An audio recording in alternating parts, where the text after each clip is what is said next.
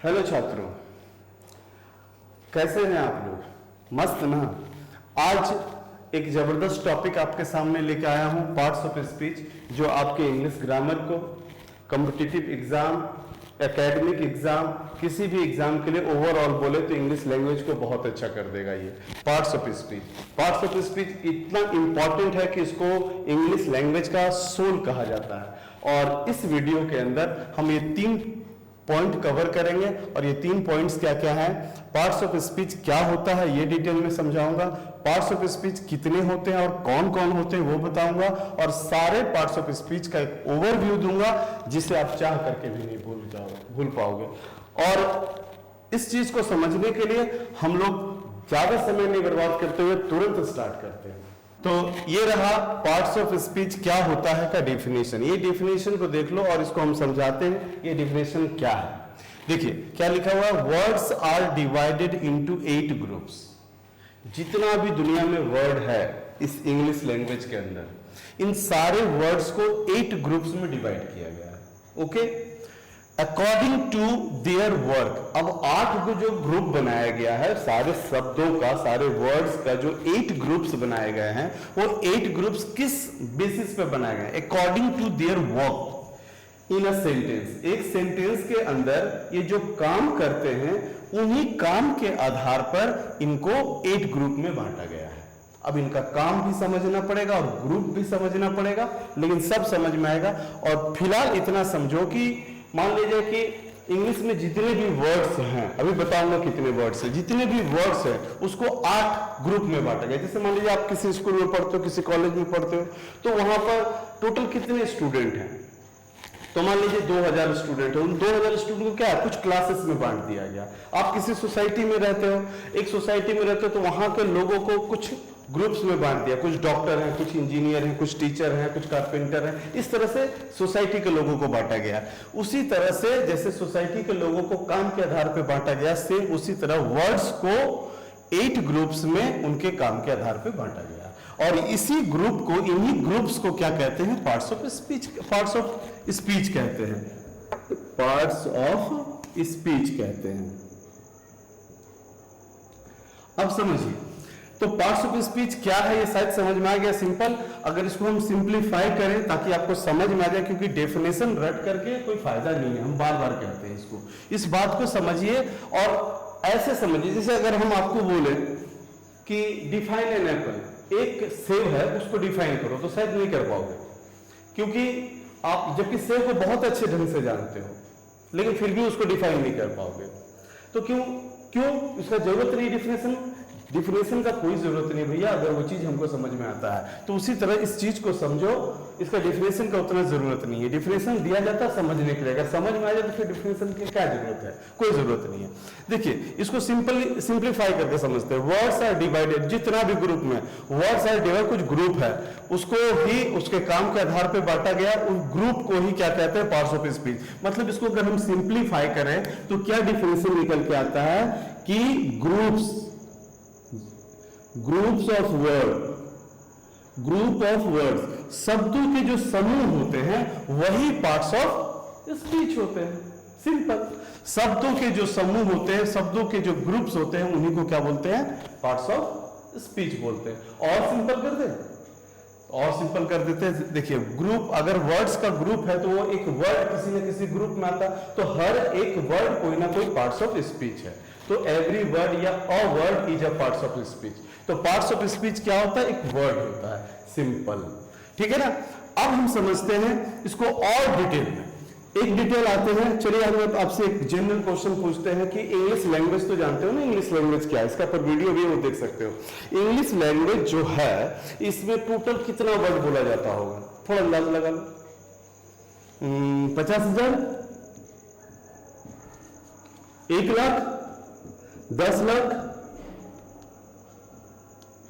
कितना? कोई अंदाज लगा सकता? 100 लाख या बोलेंगे 1 करोड़? अगर इसको हम लोग देखें कि वर्ड्स कितने हैं इंग्लिश में, इंग्लिश लैंग्वेज में कितने टोटल वर्ड हैं, तो एक डिक्शनरी है, ऑक्सफोर्ड इंग्लिश डिक्शनरी।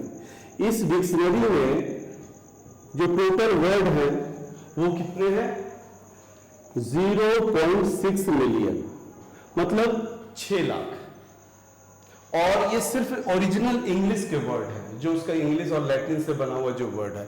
लेकिन अदर सोर्सेज से जो वर्ड आया है वो करीब करीब 0.4 वर्ड है, 4 मिलियन वर्ड। अगर दोनों को ऐड कर दें तो 1 मिलियन वर्ड है, मतलब 10 लाख के करीब शब्द है इंग्लिश लैंग्वेज। उन 10 लाख शब्दों को क्या किया गया है, 8 ग्रुप में बांटा गया है, और उन 8 ग्रुप्स को ही पार्ट्स ऑफ स्पीच कहते हैं। अब ये 8 ग्रुप कौन कौन है इसको समझना है, और उसको वो 8 ग्रुप कौन कौन है उनका नाम जानना है, उनको नाम को याद रखना है, और फिर उनका एक एक डिटेल जानना है, उनका ओवरव्यू जानना है, ताकि आज के इसी वीडियो में पूरा पार्ट्स ऑफ स्पीच आपका कंप्लीट हो जाएगा। तो ये रहे 8 पार्ट्स ऑफ स्पीच और उनके कार्य, वर्क। इसको बढ़िया से समझ लो, एक बार में पूरा पार्ट्स ऑफ स्पीच पार, मतलब बोलते हैं ना, अब की बार पार्ट्स ऑफ स्पीच पार। कैसे, वो देखिए। सबसे पहले मेरा सजेशन रहेगा कि ये जो 8 नाम है ना, इस 8 नाम को याद कर लो। आइए मेरे साथ याद कीजिए, बिल्कुल आसानी से याद हो जाएगा। ये 8 का 8 नाम, ये 8 का 8 आपको बहुत प्रॉब्लम दे रहा होगा, कैसे 8 को याद रखें। एकदम सिंपल है। देखिए 8 नाम क्या है, हम तो ऐसे ही बोल देंगे, noun, pronoun, adjective, verb, adverb, preposition, conjunction, interjection. कैसे याद है मेरे को, मैं बोर्ड की तरफ नहीं देख रहा हूं, मैं आपकी तरफ देख के बोल रहा हूं, आपको भी ये याद होगा। आइए मेरे साथ पढ़िए। देखिए सबसे पहले ये 3 को एक साथ रख लो, ये तीनों को एक साथ याद करो, नाउन, प्रोनाउन, एडजेक्टिव, और ये तीनों के बारे में भी जानो एक साथ में। नाउन, प्रोनाउन, एडजेक्टिव, ये 3 ग्रुप ऑफ वर्ड होते हैं, मैंने पार्ट्स ऑफ स्पीच होते हैं, नाउन, प्रोनाउन और एडजेक्टिव। अभी नाउन, प्रोनाउन, एडजेक्टिव क्या होता है ये पहले हम बताते हैं। देखिए नाउन कुछ नहीं, नाउन का मतलब नेम होता है, नेम, जो मैंने यहां लिखा नेम, नेम को ही नाउन बोलते हैं। किसी भी चीज का जो नाम होता है वो नाउन होता है। नेम ऑफ पर्सन, प्लेस और थिंग नाउन है।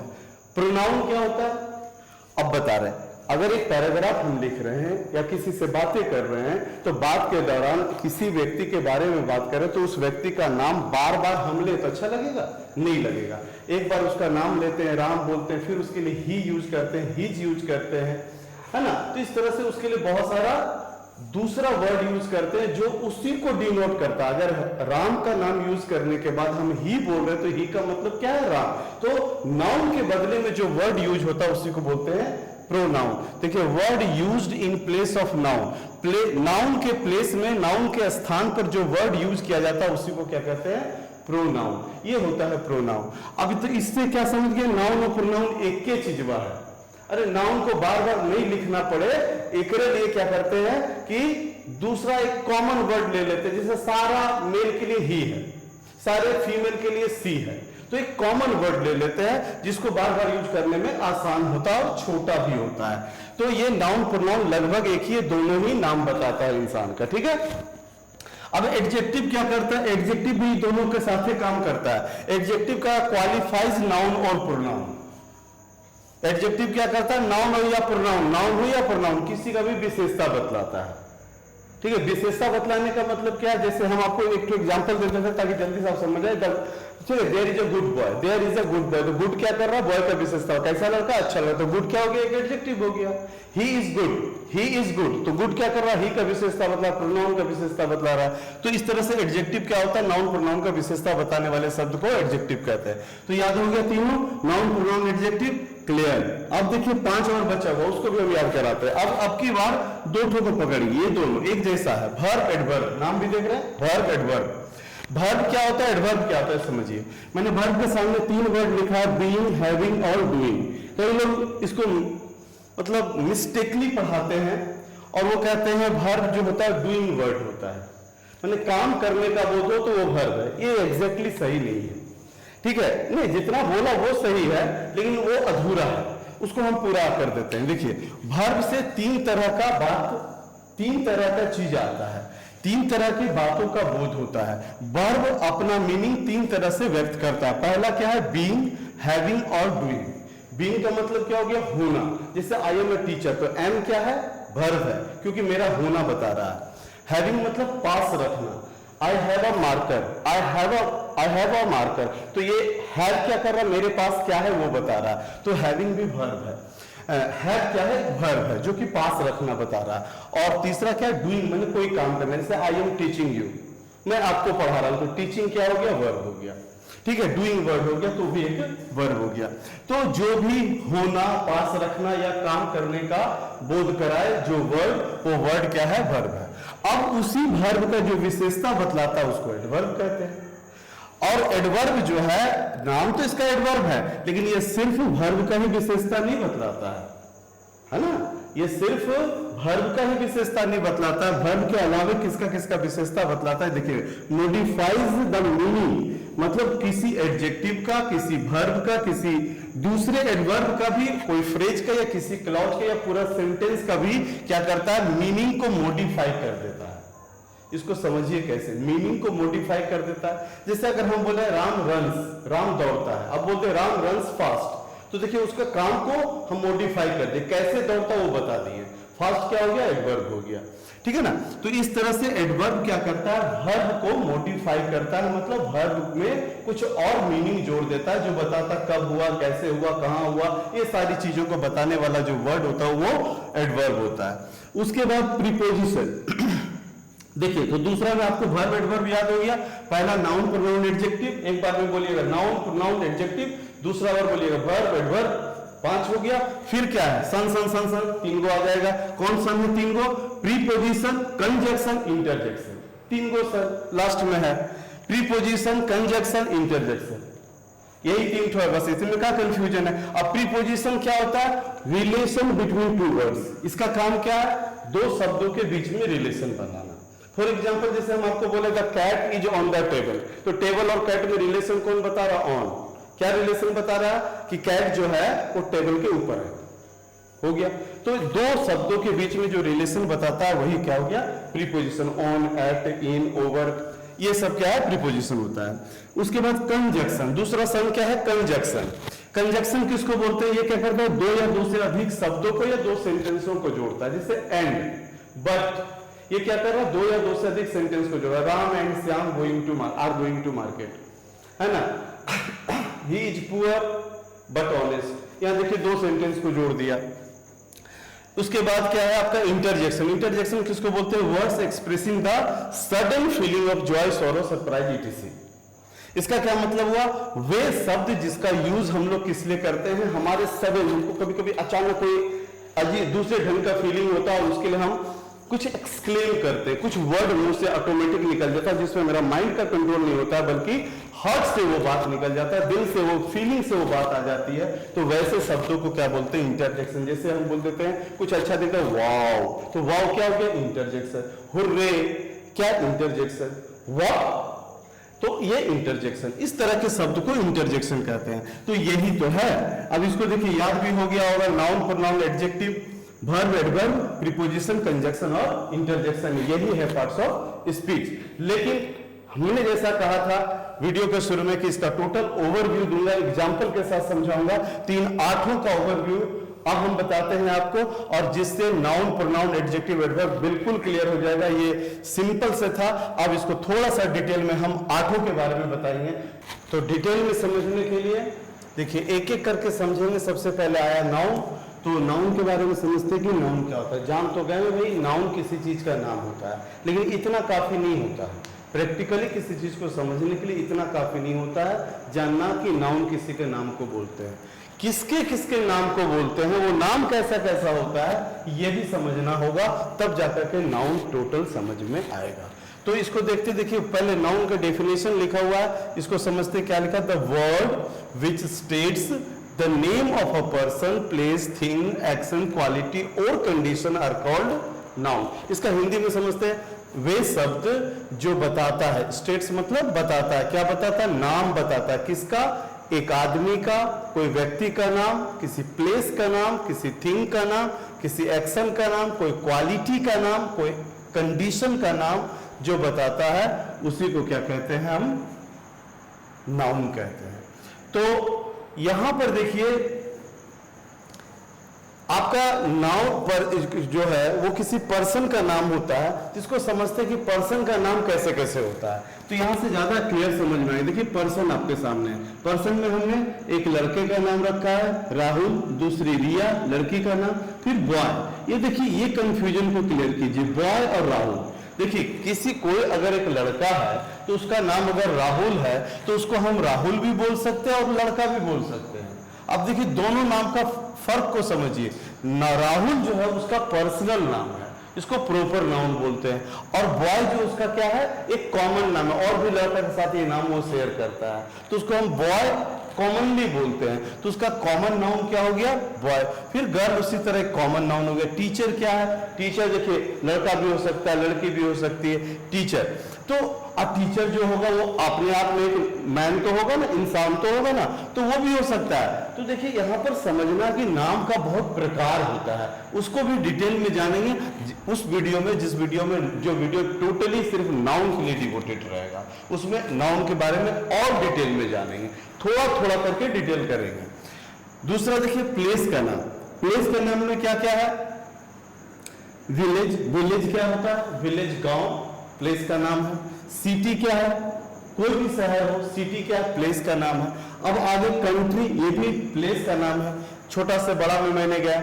उसके बाद देखिए इंडिया, इंडिया क्या है, ये भी एक प्लेस का नाम है जो एक कंट्री है। अब कंट्री जो है, पाकिस्तान भी कंट्री है, ऑस्ट्रेलिया भी कंट्री है, अमेरिका भी कंट्री है, इंडिया भी कंट्री है, लेकिन तीनों का अलग अलग नाम है। तो कंट्री जो हो गया वो कॉमन नाम हो गया, और इंडिया जो हो गया उसका खास नाम हो गया, इसको क्या बोलते हैं, प्रॉपर नाउन बोलते हैं। उसी तरह आसनसोल एक सिटी का नाम है, तो आसनसोल क्या हो गया, उसका अपना नाम हो गया, प्रॉपर नाउन हो गया, और ये जो सिटी क्या हो गया, एक तो कॉमन नाउन हो गया। तो इस तरह से नाउन को हम लोग समझ रहे हैं। थिंग, अगर थिंग की बात करें, सामान, वस्तुएं, तो उसमें जैसे टेबल है, चेयर है, पेन है, एसी है, फैन है, ये सब क्या है, सामानों के नाम है। ये सब भी क्या होता है, नाउन होता है। अब बता रहा हूं, इसमें भी प्रॉपर नाउन क्रिएट कर सकते हैं। मान लीजिए कि आपका कोई चेयर है जिस पर आप हमेशा बैठते हैं, आपको चेयर बहुत पसंद है, ठीक है ना, आप उस चेयर का कोई स्पेशल नाम रख सकते, रख ही सकते। कुत्ता का आदमी नाम रखता है तो चेयर का भी नाम रख सकता है।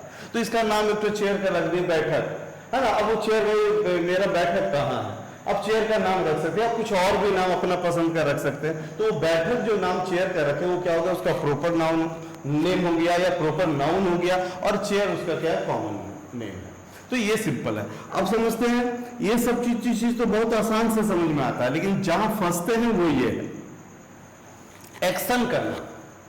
एक्शन का भी नाम होता है, जी हाँ, जो हम काम करते हैं ना उसका भी नाम होता है, और वो भी नाउन होता है। जिसे हम लोग मूव करते हैं, और इस मूव जो करते हैं, इस एक्शन का क्या नाम है, इसको हम लोग मूवमेंट बोलते हैं। तो मूवमेंट क्या हो गया, नाउन, है ना। जो कोर्ट में बैठा हुआ जज, वो जज करता है, हम लोग भी कई बार बहुत से जज करते हैं, वो ऐसा है, वो ऐसा है, वो ऐसा है। तो जज करना क्या है, एक्शन है, लेकिन इस जज करने के काम को क्या बोलते हैं, जजमेंट बोलते हैं। तो जजमेंट क्या हो गया, नाउन हो गया। लाफ आप भी करते हैं, हम भी करते हैं, हंसते खूब है भैया, है ना। हंसना हंसाना अच्छा काम भी है। तो लाफ मैंने हंसना होता है, और हंसने की जो ये क्रिया है, हंसने का जो ये एक्शन है, इसका नाम क्या होता है, लाफ्टर बोलते हैं। लाफ्टर चैलेंज सुने होंगे। थेफ्ट, थेफ्ट मतलब क्या होता है, चोरी का काम होता है। तो कोई चोरी के काम को हम लोग क्या बोलते हैं, चोरी बोलते हैं या थेफ्ट बोलते हैं। तो इस तरह से क्या होता है, ये मूवमेंट, जजमेंट, लाफ्टर और थेफ्ट का काम होता है। ये सब क्या है, काम का नाम है। तो काम के नाम को भी हम लोग क्या बोलते हैं, नाउन बोलते हैं। इसके बाद आपका देखिए क्वालिटी। क्वालिटी में क्या क्या आता है, क्वालिटी में देखिए काइंडनेस, काइंडनेस, काइंडनेस का मतलब क्या हो, दयालुता। तो कोई दया दिखाता है तो उसके इस क्वालिटी को, उसके गुण को क्या बोलेंगे, दयालुता। ऑनेस्टी का मतलब क्या हो, ईमानदारी, ईमानदारी भी क्या है, किसी का गुण है। ब्रेवरी, ब्रेवरी माने बहादुरी, ये भी किसी का क्वालिटी का नाम है। और गुडनेस माने भलाई, ये भी किसी का क्वालिटी का नाम है। तो इस तरह से हमको आशा है कि ये नाउन क्या है, एक हद तक आपको समझ में आया होगा। और मैंने जैसा कहा कि नाउन पर एक डिटेल वीडियो आएगा, उसमें जो पूरा का पूरा वीडियो नाउन पर डिवोटेड रहेगा, उसमें और भी क्लियर होगा। तो अब समझते हैं प्रोनाउन को। तो प्रोनाउन में क्या लिखा हुआ देखिए, पहले भी हम लोग समझ चुके हैं। प्रोनाउन क्या होता है, वो वर्ड होता है जिसको हम लोग नाउन के जगह में यूज करते हैं। The word used in place of a noun is called pronoun. Definition तो आप पहले से जान रहे हो, लेकिन प्रोनाउन का दर्शन करना था, ये दर्शन करवा देते हैं आपको। प्रोनाउन को कैसे यूज करते हैं, एक्चुअली में प्रोनाउन होता क्या है, इसको समझते हैं। देखिए यहाँ पर एक सेंटेंस हम अलग से लिखे हैं, इस सेंटेंस को थोड़ा पहले से पढ़ लीजिए। Mister Sinha is a teacher, मतलब क्या हो, मिस्टर सिन्हा एक टीचर है। अच्छा बता सकते हो ये मिस्टर सिन्हा जो है क्या है, कैसा वर्ड है? मिस्टर सिन्हा एक नाउन है, क्योंकि किसी व्यक्ति का नाम है तो ये नाउन हो गया। आप समझो इस नाउन के जगह में कैसे प्रोनाउंस यूज हो रहे हैं। देखो पहला क्या लिखा गया, I am a teacher, I am a teacher, मैं एक टीचर हूं। मान लो कि mister Sinha is a teacher, ये जो बात है कोई और बोल रहा है, व्यक्ति मिस्टर सिन्हा के बारे में बोल रहा, और अगर ये बात मिस्टर सिन्हा खुद अपने बारे में बोले होते तो क्या बोलते ना, आई एम अ टीचर। तो क्या हुआ, मिस्टर सिन्हा जो नाम है उसी का जगह आई प्रोनाउन यूज हो गया। अब मान लीजिए दूसरी बात में क्या है कि मिस्टर सिन्हा के सामने कोई व्यक्ति खड़ा है और उसके बारे में मिस्टर सिन्हा से वो बात कर रहा है, तो मिस्टर सिन्हा को क्या बोलेगा, यू आर ए टीचर। तो देखिए मिस्टर सिन्हा के लिए ही इसी नाम के लिए यू प्रोनाउन यूज होगी। अब मान लीजिए मिस्टर सिन्हा के बारे में किसी और व्यक्ति को बात करना, जो व्यक्ति मिस्टर सिन्हा के सामने नहीं है, उनके बारे में बतिया रहा है, तो उनके बारे में अगर वो बतिया रहा है तो क्या बोलेगा, वो तो नहीं बोलेगा ये टीचर, क्योंकि वो तो टीचर नहीं, तो मिस्टर सिन्हा के बारे में बोलना चाहता है। यू आर ए टीचर भी नहीं बोल सकता क्योंकि उसके सामने नहीं है। वो क्या बोलेगा, ही इज अ टीचर, वो एक टीचर है। तो यहाँ पर ही का इस्तेमाल किसके लिए हुआ है, मिस्टर सिन्हा के लिए हुआ है। उसके बाद मान लीजिए वो एग्जाम्पल समझाने के लिए हम बोल रहे हैं, मिस्टर सिन्हा का जगह मिसेस सिन्हा है, इनकर मेहरारू मिस्टर सिन्हा है, तो मिस्टर सिन्हा के लिए तो ही यूज नहीं करेंगे, मिसेस सिन्हा के लिए, मिसेस सिन्हा के लिए क्या यूज करेंगे, सी यूज करेंगे। तो यही जो देख रहे हो आई, यू, ही, सी, ये क्या होता है, ये सब होता है प्रोनाउन। प्रोनाउन में और भी बहुत तरह की चीज होते हैं जिसको डिटेल में समझना होता है, उसके लिए अलग वीडियो आएगा जो प्रोनाउन के लिए डिवोटेड होगा। इसके बाद हम लोग समझते हैं इसी में एडजेक्टिव को। एडजेक्टिव के बारे में भी हम बता चुके हैं आप लोगों को। एडजेक्टिव क्या होता है, वो वर्ड होता है जो नाउन और प्रोनाउन का विशेषता बतलाता है। देखिए the word which qualifies a noun और a pronoun is called an adjective. ये तो पहले भी बता चुके हैं।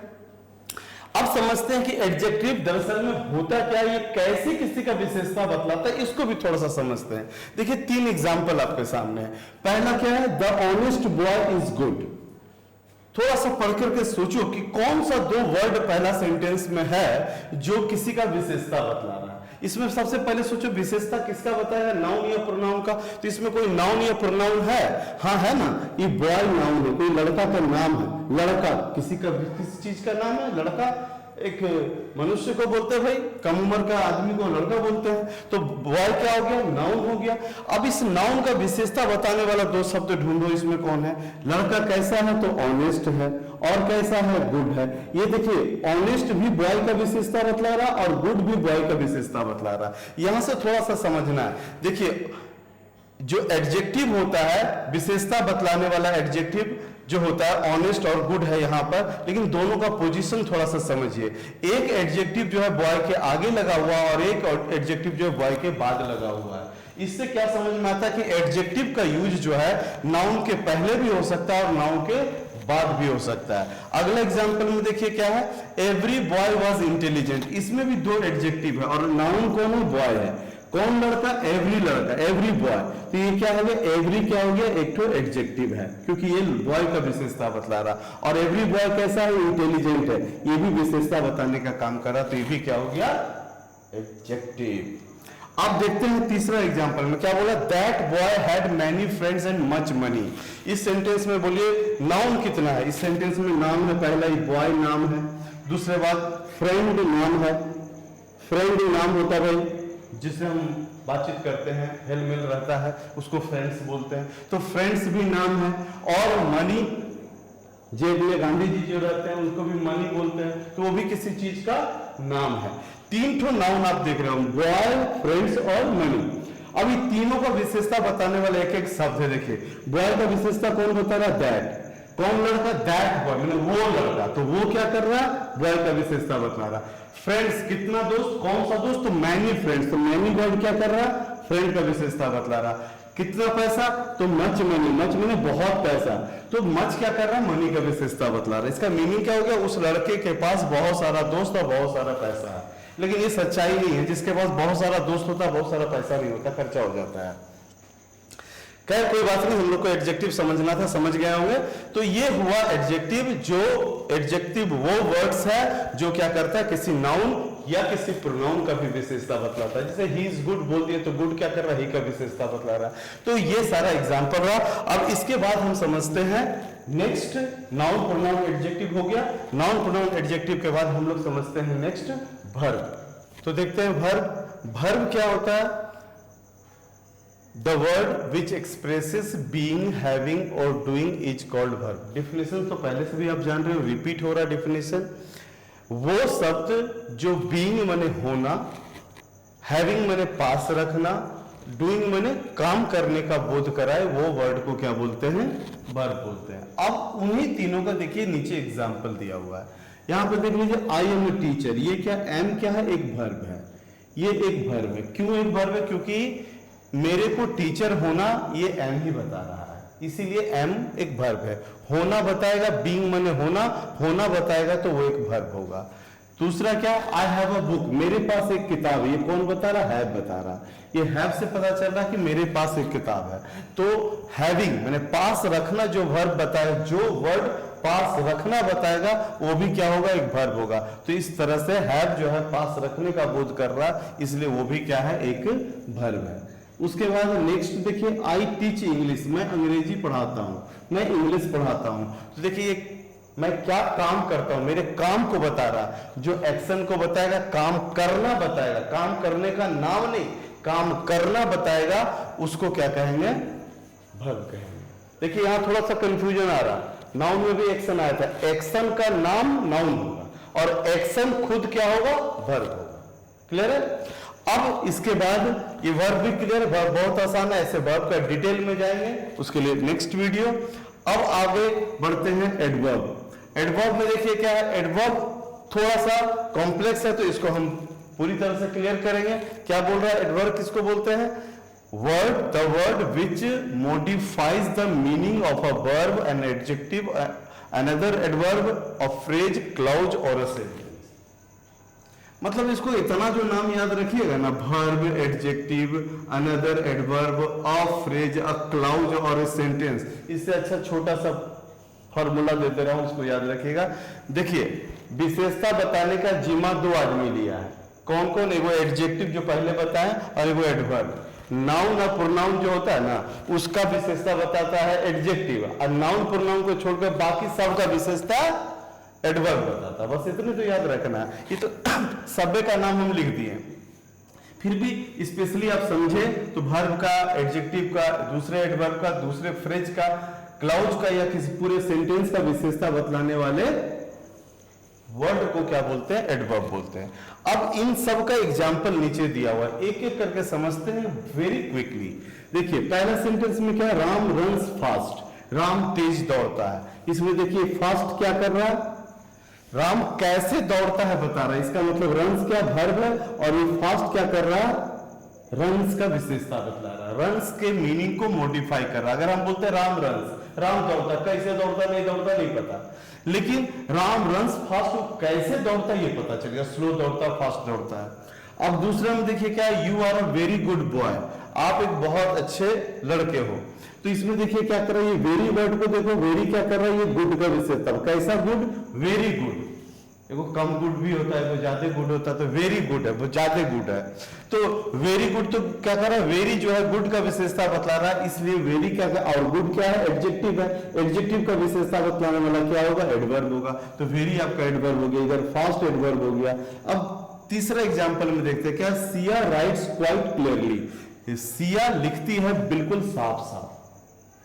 इसमें समझिए कि देखिए जो कैसे लिखती है, साफ साफ लिखती है, तो क्लियरली तो ऑलरेडी एडवर्ब है, लेकिन ये क्वाइट क्या है, क्वाइट कैसा, कितना क्लियरली, बिल्कुल क्लियरली। तो ये एडवर्ब का भी विशेषता बतला रहा है। तो ये भी एडवर्ब है और ये क्वाइट भी आपका क्या है, एडवर्ब है। ये एडवर्ब इसलिए है क्योंकि ये राइट का विशेषता बतला रहा, और ये एडवर्ब इसलिए है क्योंकि ये क्लियरली का विशेषता बता रहा। देख रहे कैसे इंटरकनेक्टेड है, यही में आदमी उलझा जाता है, लेकिन हम आपको सुझरा के रखेंगे, चिंता मत कीजिएगा।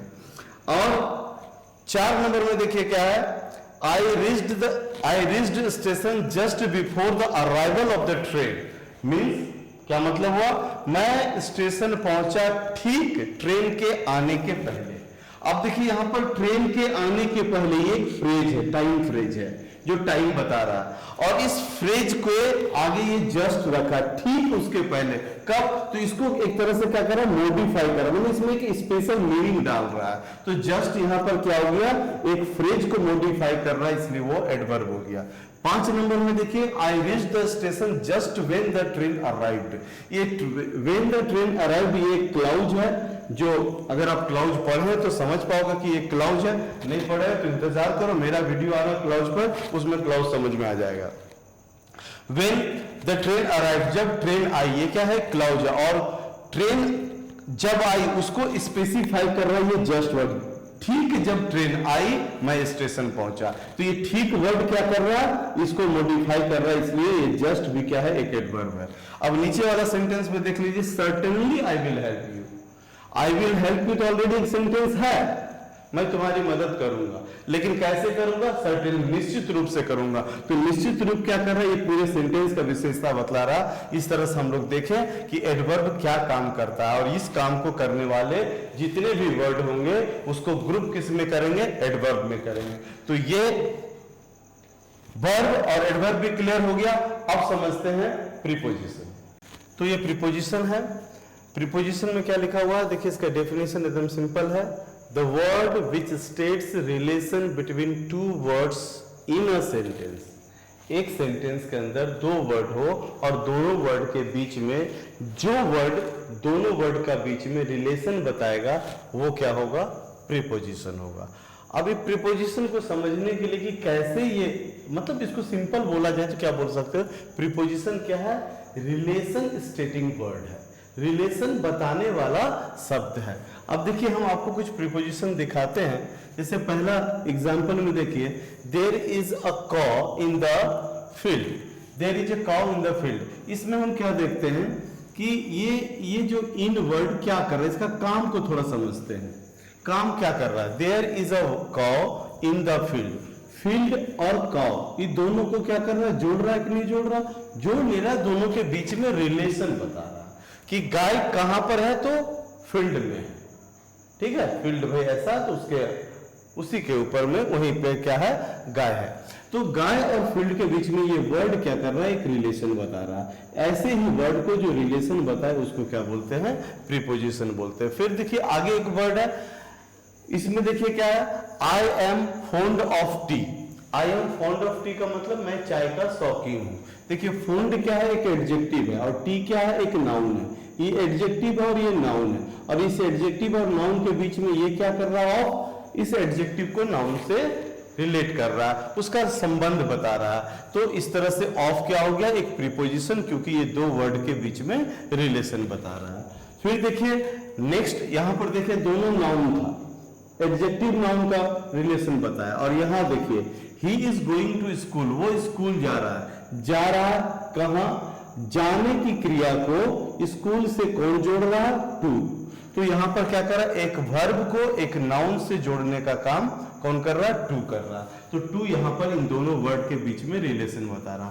तो इस तरह से in, of, to, at, in, above, on, ये सब क्या होता है, ये सब प्रीपोजिशन होता है। नेक्स्ट आगे क्या है, कंजक्शन।